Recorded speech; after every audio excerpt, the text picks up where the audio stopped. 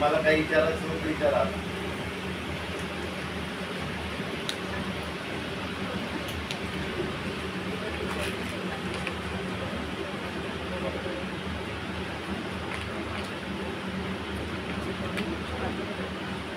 अपने बच्चे सामने तो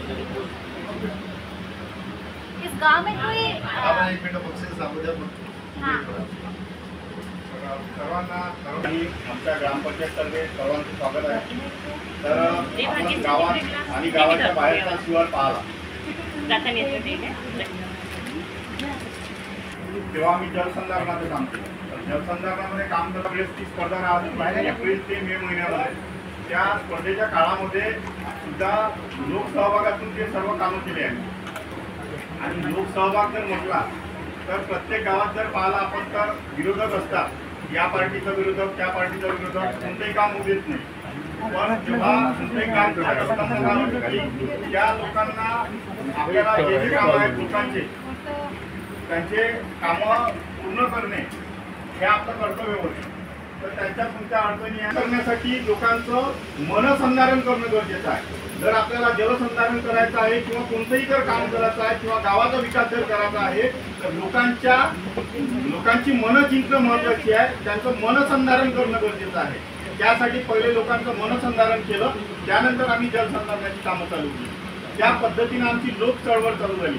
तेव्हापासून कोणतीही स्पर्धा असो त्यानंतर आम्ही 16-17 मध्ये स्मार्ट ग्राम स्पर्धा या स्पर्धेमध्ये भाग घेतला.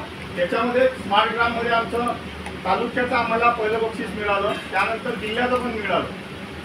त्यानंतर 16-17 मध्ये वॉटर कपचं पाणी फाउंडेशनचं आम्हाला विशेष बाग म्हणून आम्हाला बक्षीस मिळालं.